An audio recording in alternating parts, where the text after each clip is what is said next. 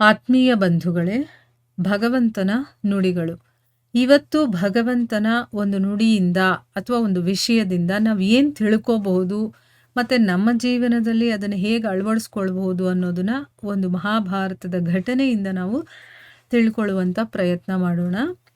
ಈಗ ಭಗವಂತ ಏನು ಹೇಳ್ತಾನೆ ಅಂತಂದರೆ, ಕೆಲವೊಂದು ಘಟನೆಗಳು ಮನುಷ್ಯ ಏನು ಯೋಜನೆಗಳನ್ನು ಹಾಕ್ಕೊಂಡಿರ್ತಾನೋ ಆ ಯೋಜನೆಗಳನ್ನು ಒಡೆದು ಹಾಕ್ಬಿಡುತ್ತೆ. ಅಂದರೆ ಏನು, ನಾವೇನೋ ಒಂದು ಯೋಜನೆಯನ್ನು ಮಾಡ್ಕೊಂಡಿರ್ತೀವಿ ಹೀಗಾಗಬೇಕು ಅಂತ ಅಂದ್ಬಿಟ್ಟು, ಅದು ಆಗೋದಕ್ಕೆ ಬಿಡೋದಿಲ್ಲ. ಆ ಘಟನೆ ನನ್ನ ವಿಪರೀತವಾಗಿ ನಡೆಯುತ್ತೆ ಅಂತ ಇಟ್ಕೊಳ್ಳಿ. ಮತ್ತೆ ಮನುಷ್ಯ ಏನು ಮಾಡ್ತಾನೆ, ಆ ಆಘಾತವನ್ನು ಅಂದರೆ ತಾನು ಅಂದ್ಕೊಂಡಿದ್ದು ಆಗಿರೋದಿಲ್ವಲ್ಲ, ಆ ಒಂದು ಸಮಯದಲ್ಲಿ ಅವನಿಗಾಗಿರುತ್ತಲ್ಲ ನೋವು, ಅದನ್ನೇ ತನ್ನ ಜೀವನದ ಕೇಂದ್ರವನ್ನಾಗಿಟ್ಕೊಂಡ್ಬಿಡ್ತಾನೆ. ನಾವು ಬೇಕಾದಷ್ಟು ಎಕ್ಸಾಂಪಲ್ಗಳನ್ನು ನಮ್ಮ ಜೀವನದಲ್ಲೂ ನೋಡಿರ್ತೀವಿ, ನಮ್ಮ ಅಕ್ಕಪಕ್ಕದವರು ಅಥವಾ ನಮ್ಮ ಜೀವನದಲ್ಲೇ ಆಗಿರುತ್ತೆ. ಅಂದರೆ ನಾನು ಅಂದ್ಕೊಂಡಿರೋದು ಆಗ್ಬಿಡ್ಬೇಕು, ಅದಾಗಿಲ್ಲ ಅಂತಂದರೆ ಅದು ಒಂದು ಪೆಟ್ಟು ಥರ ಆಗೋಗುತ್ತೆ. ಅದನ್ನೇ ನನ್ನ ಜೀವನದ ಕೇಂದ್ರ ಬಿಂದುವಾಗಿ ಮಾಡ್ಕೊಂಬಿಡೋದು ಈ ರೀತಿ. ಆದರೆ ಇಲ್ಲಿ ಭಗವಂತ ಪ್ರಶ್ನೆ ಮಾಡ್ತಾನೆ, ಭವಿಷ್ಯ ಏನಾದರೂ ಮನುಷ್ಯನ ಯೋಜನೆಗಳ ಆಧಾರದ ಮೇಲೆ ನಿರ್ಮಾಣವಾಗುತ್ತಾ? ನಮ್ಮ ಭವಿಷ್ಯ ಅನ್ನೋದು ನಾವು ಯೋಜನೆಗಳನ್ನು ಹಾಕ್ಕೊಳ್ತೀವಲ್ಲ, ಆ ರೀತಿ ಆಗುತ್ತಾ? ಇಲ್ಲ. ಇಲ್ಲಿ ಒಂದು ಎಕ್ಸಾಂಪಲ್ ಕೂಡ ಕೊಟ್ಟು ಹೇಳ್ತಾ ಇದ್ದಾನೆ. ಏನು, ಯಾವ ರೀತಿ ಒಂದು ಎತ್ತರವಾಗಿರುವಂಥ ಪರ್ವತದ ಮೇಲೆ ಎಲ್ಲರಿಗಿಂತ ಮೊದಲು ಹೋಗ್ತಾನಲ್ಲ, ಅವನು ಮೊದಲು ಆ ಪರ್ವತದ ತಳದಲ್ಲಿ ಕೂತ್ಕೊಂಡು, ಪರ್ವತದ ಕೆಳಗಡೆ ಭಾಗ ಇರುತ್ತಲ್ಲ, ನೆಲದ ಭಾಗ, ಅಲ್ಲಿ ಕೂತ್ಕೊಂಡು ಅವನು ಕೆಲವೊಂದು ಯೋಜನೆಗಳನ್ನು ಹಾಕ್ಕೊಳ್ತಾನೆ. ಅಂದರೆ ಏನು, ಅಲ್ಲಿವರೆಗೂ ತಲುಪಕ್ಕೆ ನಾನು ಏನೇನು ಮಾಡಬೇಕು ಅಂತ ಏನೇನೋ ಪ್ಲ್ಯಾನ್ ಮಾಡ್ಕೊಳ್ತಾನೆ ಅವನು ಅಂತಿಟ್ಕೊಳ್ಳಿ. ಅದೇನಾದರೂ ಅವನನ್ನು ಆ ಪರ್ವತದ ತುದಿವರೆಗೂ ತಲುಪಿಸುತ್ತಾ ಅಂತ ಇಲ್ಲಿ ಪ್ರಶ್ನೆ ಮಾಡ್ತಾ ಇದ್ದಾನೆ ಭಗವಂತ. ಅಂದರೆ ಆ ಪರ್ವತದ ತುದಿಗೆ ಹೋಗೋದಕ್ಕೆ ಮುಂಚೆ ಅವನು ಕೆಳಗಡೆ ಕೂತ್ಕೊಂಡು ಏನೇನೋ ಪ್ಲ್ಯಾನ್ ಮಾಡಿರ್ತಾನಲ್ಲ, ಅದು ಅವನನ್ನು ಅಲ್ಲಿವರೆಗೂ ತಲುಪಿಸುತ್ತಾ? ಅಂದರೆ ಅವನು ಅಂದ್ಕೊಂಡ ಹಾಗೆ ಅವನು ಹೋಗ್ತಾನ, ಅವನು ಅಂದ್ಕೊಂಡ ಹಾಗೆ ಅಲ್ಲಿ ಏನೇನು ಪ್ಲ್ಯಾನ್ ಮಾಡಿರ್ತಾನೋ ಅದ್ರ ಪ್ರಕಾರ ಅವನು ಹೋಗಿ ಅಲ್ಲಿಗೆ ತಲುಪಿರ್ತಾನ ಅಂತ ಅಂದ್ಬಿಟ್ಟು. ಇಲ್ಲ, ಯೋಚನೆ ಮಾಡಿ ನೋಡಿ. ಈಗ ನಾವೇ ಒಂದು ಕೆಲಸವನ್ನು ಮಾಡಬೇಕಾದ್ರೆ ಏನೇನೋ ಪ್ಲ್ಯಾನ್ ಮಾಡಿರ್ತೀವಿ. ಆ ಕೆಲಸವನ್ನು ಶುರು ಮಾಡೋಕ್ಕೆ ಮುಂಚೆ ಮಾಡಿರ್ತೀವಿ. ಶುರು ಮಾಡಿದ ಮೇಲೆ ನಮ್ಮ ಪ್ಲ್ಯಾನ್ ಪ್ರಕಾರ ಅದು ಹೋಗೋಲ್ಲ. ಅಲ್ಲಿ ಏನೇನೋ ಬೇರೆ ಬೇರೆ ಬೇರೆ ಬೇರೆ ನಮಗೆ ಘಟನೆಗಳು ಎದುರಾಗ್ತಾ ಹೋಗುತ್ತೆ, ಕಷ್ಟಗಳು ಬರುತ್ತೆ, ಸುಖಗಳು ಬರುತ್ತೆ. ಅದನ್ನೆಲ್ಲ ನಾವು ನೋಡಿಕೊಂಡು ಅಲ್ಲಿ ಹೇಗೆ ನಾನು ಮುಂದೆ ಹೋಗಬೇಕು ಅಂತ ಯೋಚನೆ ಮಾಡ್ಕೊಂಡು ನಾವು ಹೋಗ್ತೀವಿ ಹೊರತು, ನಾವು ಏನು ಮೊದಲಲ್ಲಿ ಪ್ಲ್ಯಾನ್ ಮಾಡ್ಕೊಂಡಿರ್ತೀವೋ ಅದೇ ಪ್ರಕಾರ ಹೋಗೋಕ್ಕಾಗಲ್ಲ.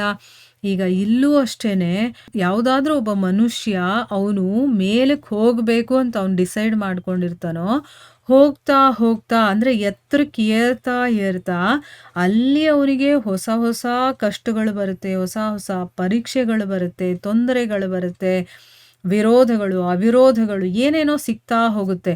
ಅವನೇನು ಮಾಡ್ತಾನೆ, ಪ್ರತಿಯೊಂದು ಹೆಜ್ಜೆಯಲ್ಲೂ ಕೂಡ ಅಲ್ಲಿ ಏನು ತೊಂದರೆಗಳು ಬರುತ್ತೋ, ಅಲ್ಲೇನು ಪರೀಕ್ಷೆಗಳು ಬರುತ್ತೋ ಅದಕ್ಕೆ ಸರಿಯಾದ ಒಂದು ನಿರ್ಧಾರವನ್ನು ತಗೊಂಡು ಮುಂದಿನ ಹೆಜ್ಜೆಯನ್ನು ಅವನು ನಿಶ್ಚಯ ಮಾಡ್ಕೊಳ್ತಾನಲ್ವಾ. ಏನೋ ಮೊದಲೇ ಕೂತ್ಕೊಂಡು ಏನು ಪ್ಲ್ಯಾನ್ ಮಾಡಿರ್ತಾನೋ ಅದ್ರ ಪ್ರಕಾರನೇ ಹೋಗೋದಕ್ಕಲ್ಲ ಆಗೋದಿಲ್ಲ. ಅಲ್ಲಿ ಬೇರೆ ಬೇರೆ ಪರಿಸ್ಥಿತಿಗಳು, ಬೇರೆ ಬೇರೆ ಪರೀಕ್ಷೆಗಳು ಏನೇನೋ ಎದುರಾಗುತ್ತೆ. ಮತ್ತು ಅಲ್ಲಿನ ಸಿಚುವೇಶನ್ಗಳನ್ನು ನೋಡ್ಕೋಬೇಕಾಗುತ್ತೆ, ವಾತಾವರಣ ನೋಡ್ಕೋಬೇಕಾಗುತ್ತೆ. ಎಲ್ಲವನ್ನ ನೋಡಿ ಅವನು ಮುಂದಿನ ಹೆಜ್ಜೆಯನ್ನು ಹಾಕ್ತಾ ಹೋಗ್ತಾನೆ. ಆಯಿತಾ. ಪ್ರತಿಯೊಂದು ಪದದಲ್ಲೂ ಕೂಡ ಅವನು ತನ್ನ ಯೋಜನೆಗಳನ್ನು ಚೇಂಜ್ ಮಾಡಬೇಕಾಗತ್ತೆ. ಮುಂದಿನ ನಿರ್ಧಾರವನ್ನು ತಗೊಳ್ಬೇಕು ಅಂತಂದರೆ ಅವನು ಬಹಳ ಯೋಚನೆ ಮಾಡಿ ಅಲ್ಲಿಗೆ ಏನು ಸರಿ ಹೋಗುತ್ತೋ ಆ ರೀತಿ ತನ್ನ ಯೋಜನೆಗಳನ್ನು ಬದಲಾಯಿಸ್ಕೋಬೇಕಾಗುತ್ತೆ. ಯಾಕೆ ಅಂತಂದರೆ ಹಳೆಯ ಯೋಜನೆಗಳನ್ನೇನಾದರೂ ಅವನು ಹಾಗೇ ಇಟ್ಕೊಂಡು ಅದ್ರ ಪ್ರಕಾರನೇ ನಡಿಬೇಕು ಅಂತಂದರೆ ಅವನು ಹಳ್ಳಕ್ಕೆ ಬೀಳಬಹುದು ಅಥವಾ ಅವನನ್ನು ಅದು ಹಳ್ಳಕ್ಕೆ ತಳ್ಳಿಬಿಡಬಹುದು. ಅದಕ್ಕೋಸ್ಕರನೇ ಇಲ್ಲಿ ಒಂದು ಮಾತನ್ನು ಹೇಳ್ತಾನೆ ಭಗವಂತ. ಏನು ಅಂತಂದರೆ, ಅವನು ಪರ್ವತವನ್ನು ತನ್ನಗೆ ಯೋಗ್ಯವನ್ನಾಗಿ ಮಾಡ್ಕೊಳ್ಳೋದಕ್ಕಾಗೋದಿಲ್ಲ. ಅಂದರೆ ಆ ರೀತಿ ಚೇಂಜ್ ಮಾಡ್ಕೊಳ್ಳೋದಕ್ಕಾಗೋದಿಲ್ಲ. ಕೇವಲ ತನ್ನನ್ನು ಪರ್ವತಕ್ಕೆ ಯೋಗ್ಯನನ್ನಾಗಿ ಮಾಡ್ಕೋಬೋದು. ಆ ಪರ್ವತ ನನಗೆ ತಕ್ಕಂಗೆ ಅದು ಚೇಂಜ್ ಮಾಡ್ಕೊಳ್ಳೋದಕ್ಕೆ ನನಗಾಗೋದಿಲ್ಲ, ಆದರೆ ಆ ಪರ್ವತದ ಹಾಗೆ ನಾನು ಬೇಕಾದರೆ ಚೇಂಜ್ ಆಗ್ಬೋದು. ಆ ರೀತಿ ಇಲ್ಲಿ ಹೇಳ್ತಾ ಇರೋದು. ಆಯಿತಾ. ಆ ರೀತಿ ಮಾಡ್ತಾನೆ. ಏರಬೇಕು ಅಂತ ಯಾರು ಅನ್ಕೊಂಡಿರ್ತಾನೋ ಅವನು ಆ ಪರ್ವತ ಹೇಗಿರುತ್ತೋ ಹಾಗೆ ತನ್ನನ್ನು ತಯಾರು ಮಾಡ್ಕೊಳ್ತಾನೆ. ಹೇಗೆ ನಾನು ಹೋಗ್ಬೋದು ಅಂತ ಅದಕ್ಕೆ ಯೋಗ್ಯನನ್ನಾಗಿ ಮಾಡ್ಕೊಳ್ತಾ ಹೋಗ್ತಾನೆ. ನಮ್ಮ ಜೀವನದಲ್ಲೂ ಹೀಗೆ ನಡೆಯುತ್ತೆ.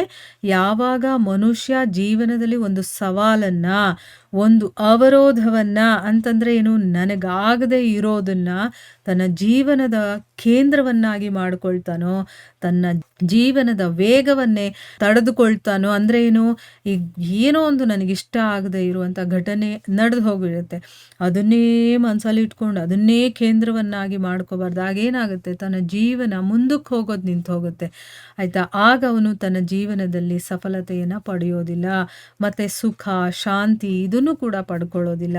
ಇಲ್ಲೇನಪ್ಪ ಅರ್ಥ ಅಂತಂದರೆ, ಇದೆಲ್ಲ ಹೇಳ್ತಾ ಇರೋದಕ್ಕೆ, ಜೀವನವನ್ನು ತನ್ನ ಯೋಗ್ಯವನ್ನಾಗಿಸ್ಕೊಳ್ಳೋದಕ್ಕೆ ಬದಲು ಸ್ವತಃ ನಮ್ಮನ್ನು ನಾವು ಜೀವನದ ಯೋಗ್ಯವನ್ನಾಗಿ ಮಾಡ್ಕೊಳ್ಳೋದು, ಅದರಲ್ಲಿ ನಮಗೆ ಸಫಲತೆ ಮತ್ತು ಸುಖ ಇದೆ. ಅದು ಒಂದೇ ಮಾರ್ಗ.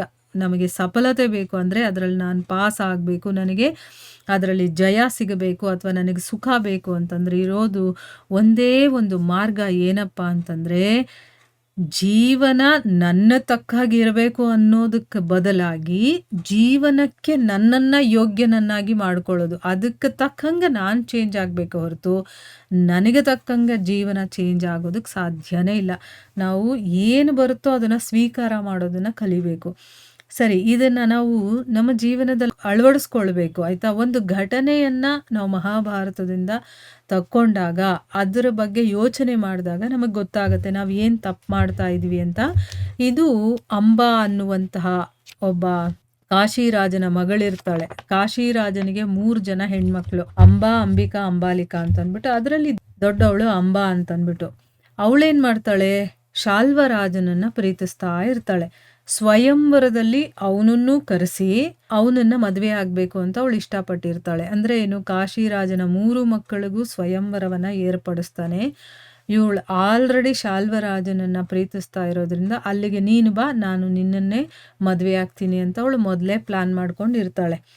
ಆದರೆ ಭೀಷ್ಮರು ಏನು ಮಾಡ್ತಾರೆ, ಹಸ್ತಿನಾಪುರದ ಪ್ರತಿನಿಧಿಯಾಗಿ ಆ 3 ರಾಜಕುಮಾರಿಯನ್ನ ವಿಚಿತ್ರ ವೀರ್ಯನಿಗೋಸ್ಕರ, ಅಂದರೆ ತನ್ನ ತಮ್ಮನಿಗೋಸ್ಕರ ಬಂದು ಕೇಳ್ಕೊಳ್ತಾನೆ.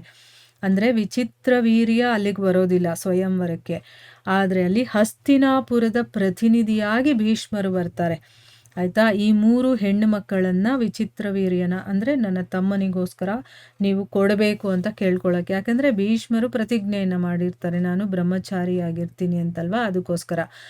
ಆಗ ಶಾಲ್ವರಾಜ ವಿರೋಧಿಸ್ತಾನೆ. ಶಾಲ್ವರಾಜ ಯಾಕಂದರೆ ಅಂಬೆಯನ್ನು ಪ್ರೀತಿಸ್ತಾ ಇರ್ತಾನಲ್ಲ, ಅದಕ್ಕೋಸ್ಕರ ಇಲ್ಲ, ನಾನು ಅದಕ್ಕೆ ಒಪ್ಕೊಳ್ಳೋದಿಲ್ಲ ಅಂತಂದ್ಬಿಟ್ಟು ವಿರೋಧ ಮಾಡ್ತಾನೆ. ಆಗ ಭೀಷ್ಮ ಅವನನ್ನು ಸೋಲಿಸ್ತಾನೆ. ಆಮೇಲೆ ತಿಳಿಯುತ್ತೆ ಅವಳು ಶಾಲ್ವರಾಜನನ್ನು ಪ್ರೀತಿಸ್ತಾ ಇದ್ದಾಳೆ ಅಂಬಾ ಅಂತಂದ್ಬಿಟ್ಟು. ಯಾಕೆ ಅಂತಂದರೆ, ಸ್ವಯಂವರದಲ್ಲಿ ಆ ಹೆಣ್ಣಿನ ಮನಸ್ಸಲ್ಲಿ ಯಾರೂ ಇರಬಾರ್ದು. ಆ ಸ್ವಯಂವರದಲ್ಲಿ ಬಂದಾಗ ಅವರಲ್ಲಿ ಯಾರನ್ನಾದರೂ ಅವಳು ಆಯ್ಕೆ ಮಾಡುವಂಥ ಒಂದು ಅಧಿಕಾರವನ್ನು ಕೊಟ್ಟಿರ್ತಾರೆ.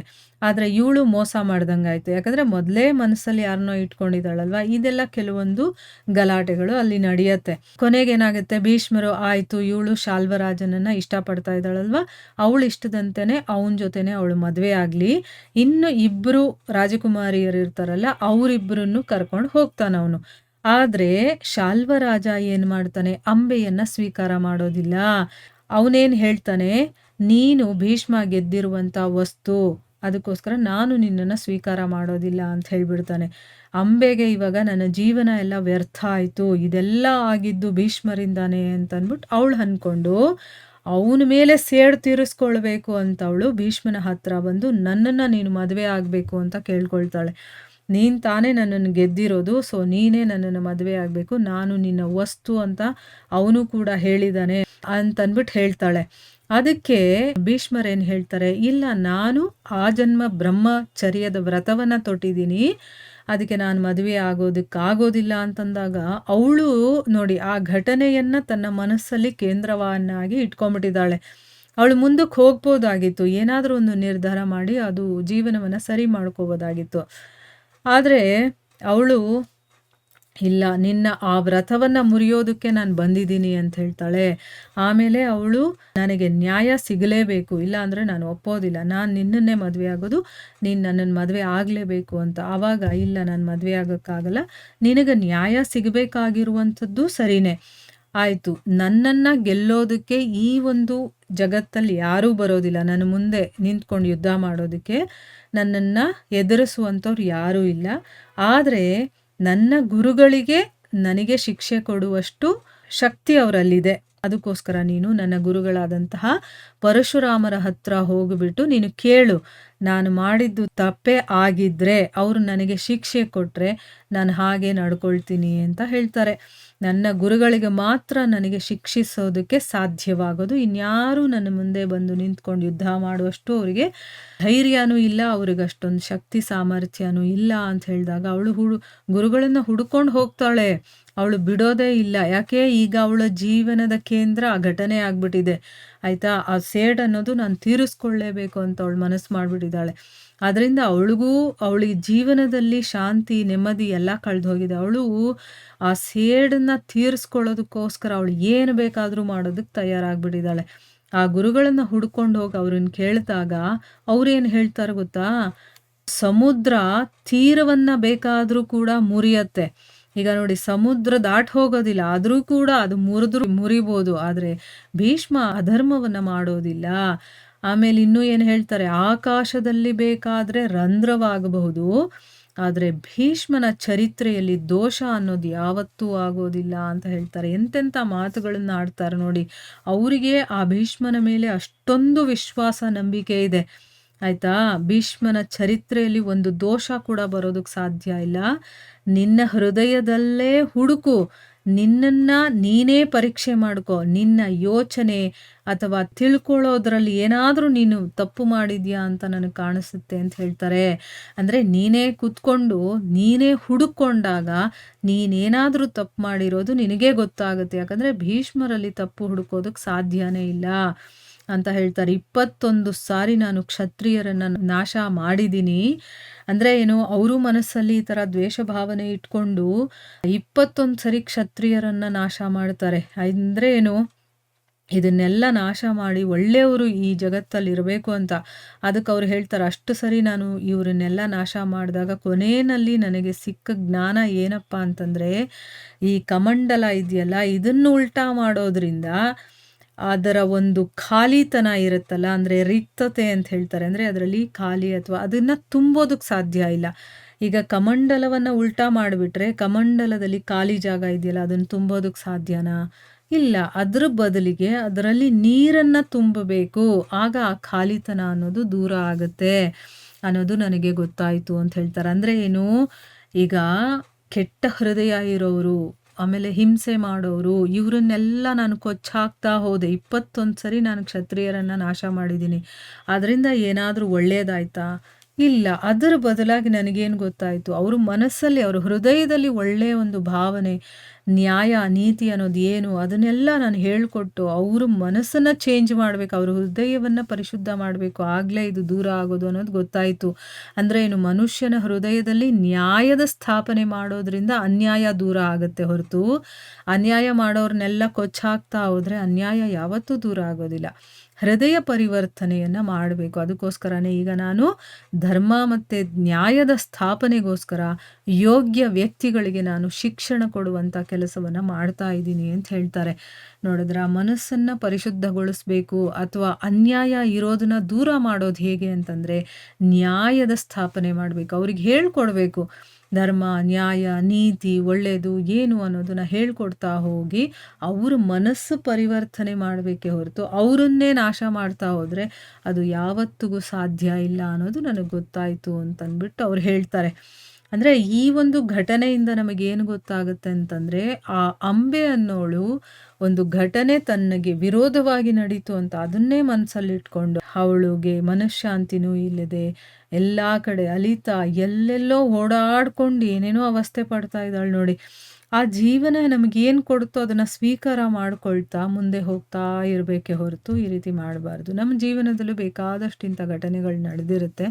ಆ ಘಟನೆಯನ್ನು ಮರೆತು ಜೀವನದಲ್ಲಿ ಮುಂದೆ ಸಾಗಬೇಕು. ನಾವು ಅಂದ್ಕೊಂಡ ಹಾಗೆ ನಮ್ಮ ಜೀವನ ನಡೆಯೋದಿಲ್ಲ.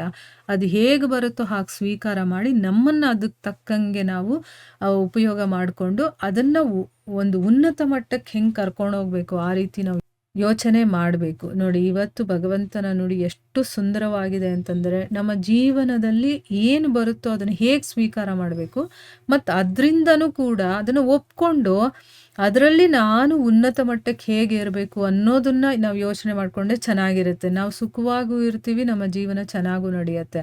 ಅದು ಬಿಟ್ಬಿಟ್ಟು ನಾನು ಅಂದ್ಕೊಂಡ ಹಾಗೆ ಇರಬೇಕು, ಅದು ಇರಲಿಲ್ಲ ಅಂತಂದರೆ ಅದನ್ನೇ ಯೋಚನೆ ಮಾಡಿಕೊಂಡು ಅಲ್ಲೇನೇನೋ ನಾವು ದ್ವೇಷ, ಆವೇಶ, ಅವ್ರ ಮೇಲೆ ಸೇಡು, ಹಾಗೆ ಹೀಗೆ ಅಂದ್ಕೊಂಡು ಹೋದಾಗ ಅದೆಲ್ಲವೂ ಕೂಡ ನಮ್ಮ ಮನಃಶಾಂತಿಯನ್ನು ಕೆಡಿಸುವಂಥದ್ದಾಗತ್ತೆ ಅನ್ನೋದನ್ನು ನಾವು ಇಲ್ಲಿ ತಿಳ್ಕೊಬೋದು. ಇದನ್ನು ಸ್ವಲ್ಪ ಕೂತ್ಕೊಂಡು ಡೀಪಾಗಿ ಯೋಚನೆ ಮಾಡಿದ್ರೆ ಇನ್ನೂ ಬೇಕಾದಷ್ಟು ನಮಗೆ ತಿಳುವಳಿಕೆ ಅಥವಾ ಅರ್ಥಗಳು ಗೊತ್ತಾಗ್ತಾ ಹೋಗುತ್ತೆ. ಸೊ ಇಲ್ಲಿಗೆ ನಾವು ನಿಲ್ಲಿಸೋಣ. ಹರೇ ಕೃಷ್ಣ.